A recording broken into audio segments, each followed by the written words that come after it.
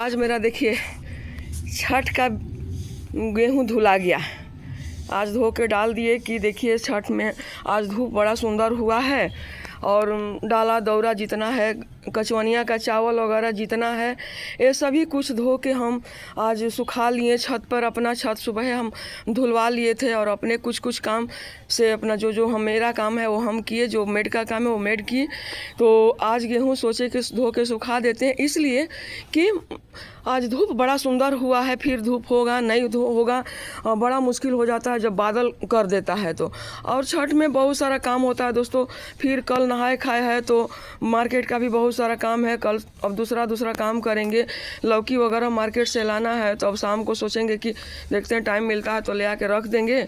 और भी कुछ काम है तो जाके कर देंगे, कोई दिक्कत नहीं है। तो इसीलिए सोचे कि आज थोड़ा सा टाइम है तो गेहूँ सुखा लेते हैं।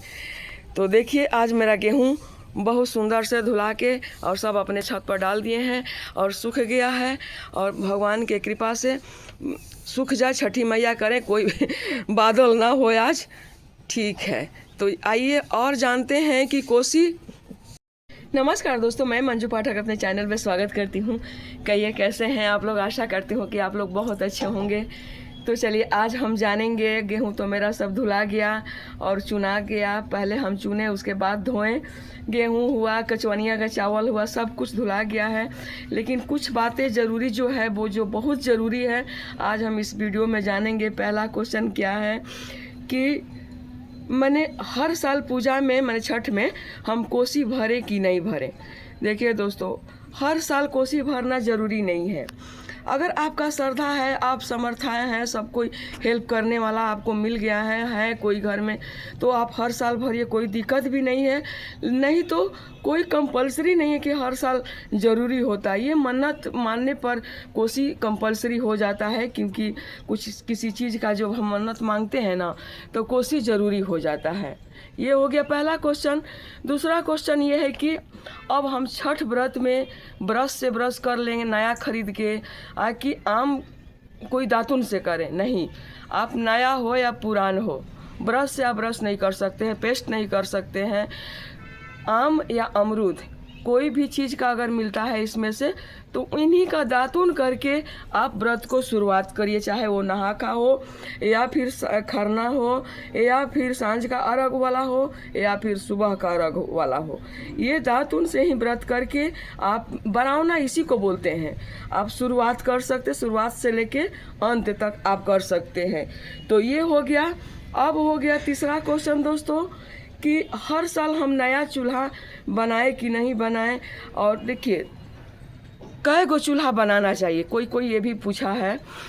तो हर साल नया चूल्हा, अगर गैस पर आप इस्तेमाल करती हैं कोई चीज़, तो हर साल नया मत बनाइए, हर साल नया गैस चूल्हा मत खरीजिए। हाँ, मिट्टी का हो, अगर ईंटा का चूल्हा आप बनाती हैं, उस पर इस्तेमाल कोई चीज़ करती हैं, तो हर साल वो करना पड़ता है। क्यों? क्योंकि वो कच्चा चीज़ है, चाहे वो ईंटा हो या फिर मिट्टी हो, उनको हर साल नया बनाना पड़ता है। लेकिन इसमें भी है कि जैसे मान लीजिए कि एक जिस चूल्हा पर खरना करते हैं ना आप बना के, तो उसी चूल्हा पर आप चाहें तो ठेकुआ भी बना सकते हैं। हाँ, आप इतना कर सकते हैं कि खरना उना हो गया तो रात में या सुबह उठ के नहा धोआ के आप चूल्हा को धो दीजिए, साफ़ सफाई कर लीजिए, उसके बाद ही आप ठेकुआ बनाइए।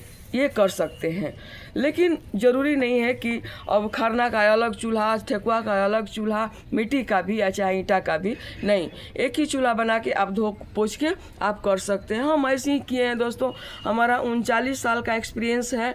अब चाहे जो भी हुआ मेरे से, छठी मैया मेरे को सब माफ़ करते आई हैं और हम ऐसे ही किए हैं। इसीलिए चाहे हम आपको ऐसे ही बता दिए हैं, क्योंकि मेरा जो एक्सपीरियंस है हम वही बताते हैं सबको। तो मानना ना मानना आप अपना नियम भी देख लीजिएगा। दूसरी बात यह है कि दोस्तों कि कोई बोलता है कि हम छठ पूजा मायके से उठाएं पहली बार कि ससुराल से उठाएं। आप दोनों जगह में कहीं से उठा सकते हैं। पहली बात, अगर ससुराल में कोई हेल्प करने वाला है तो वहाँ से भी उठा सकती हैं। मायके में कहीं कोई हेल्प करने वाला है, ससुराल में कोई नहीं है, तो आप मायके से भी उठा सकती हैं। दोनों जगह से चलता है, कहीं से कोई रुकावट नहीं है कि यहाँ ही से उठाना चाहिए और यहाँ से नहीं उठाना चाहिए। तो ये बात हो गया। अब छठी बात ये है दोस्तों कि कोसी पहले शाम को घर में भरें कि शाम को, पहला कोसी कहाँ भरना चाहिए, कोई क्वेश्चन किया है। तो देखिए, कोसी भरना तो बड़ा शुभ है, लेकिन पहला कोसी जब हम शाम का अर्घ दे के जब आते हैं ना घाट से, तो वो कोसी पहले हम आंगन हुआ या छत हुआ, जहाँ आप छठ का तैयारी किए हैं, फैल जगह देख लीजिए, क्योंकि 12 गन्ना से या 6 गन्ना से, ये दोनों में किसी से भी भरा जाता है। तो उतना का प्लेस माने जगह होना चाहिए ना मंडप बनाने के लिए।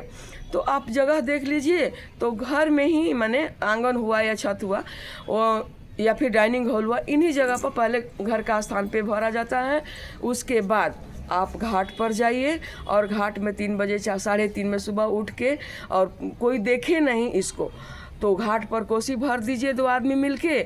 और जो हाथी घोड़ा रहता है, हाथी रहता है, तो नदी में स्नान उनको करा के फट से, और तब कोसी फटाफट सब कोई मिल के भर देते हैं, और तुरंत हाथी को लेके घर में हम लोग आ जाते हैं। कोई देखता नहीं है, उनको ऐसा जगह रख देते हैं कि कोई नहीं देख पाता है, क्योंकि हमारे यहाँ 1 साल तक रखा जाता है।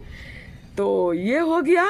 अब रहा बात कि सूर्य देव को अर्घ देने से कहीं कहीं हम देखते हैं ना दोस्तों, जैसे कि हम एक जगह गए थे छठ करने देवमुंगा, तो वहाँ हम गए थे। वहाँ हम यही देखें कि 1 बजे 2 बजे रात को ही सब लोग अर्घ दे के चले जा रहे थे अपने अपने घर।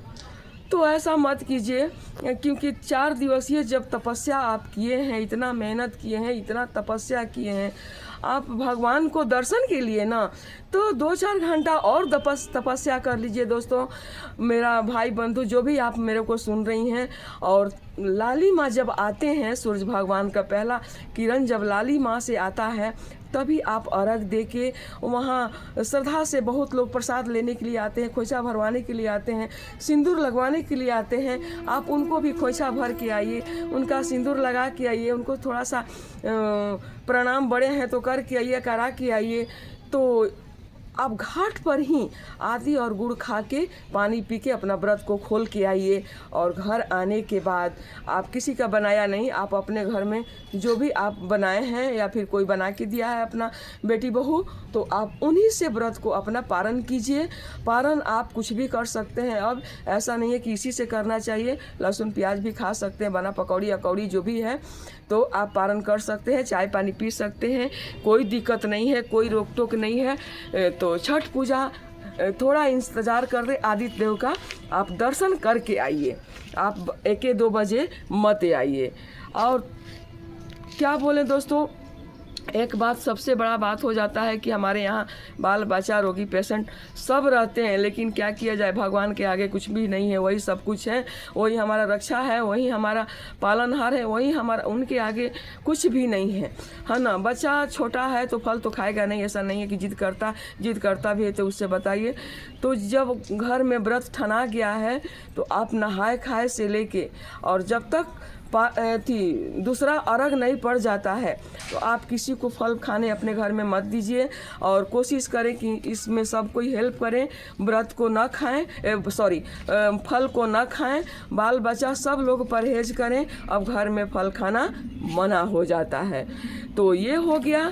और 9वीं बात दोस्तों ये है कि अगर आपसे कोई इस छठ व्रत में मान लीजिए कि कोई हेल्प मांगता है, हेल्प में क्या है कि कोई लकड़ी ला दीजिए, कोई हमारा ईंटा ला दीजिए, बालू ला दीजिए, कभी फल ला दीजिए, किसी प्रकार का कोई मदद आपसे मांगता है, रोटी बना दीजिए, ठेकुआ बना दीजिए, तो आप अगर सक्षम हैं तो उनका मदद ज़रूर कीजिए, क्योंकि ये भगवान छठी मैया उतना ही पुण्य आपको भी प्राप्त होगा जितना व्रत करने वाला तपस्या करती हैं, उनका हेल्प करने से आपको प्राप्त होगा। तो इसीलिए आप उनका मदद ज़रूर कीजिए, यहाँ तक कि मांग के मदद किया जाता है। और कहा जाता है कि छठी मैया सब घर में खुशी दें, जिस घर में नहीं हो रहा है तो आप प्रसाद सबको खिला के अपने बाल बच्चा को भी अपने दीजिए, और जिस घर में नहीं हुआ है उनको बुला के खिलाइए या फिर उनके घर में भेजवा दीजिए। ये व्रत करने वाले को लिए बोल रहे हैं। तो ये हो गया 10वीं और अहम बात दोस्तों ये है कि एक व्रत का नियम आपको बताएंगे।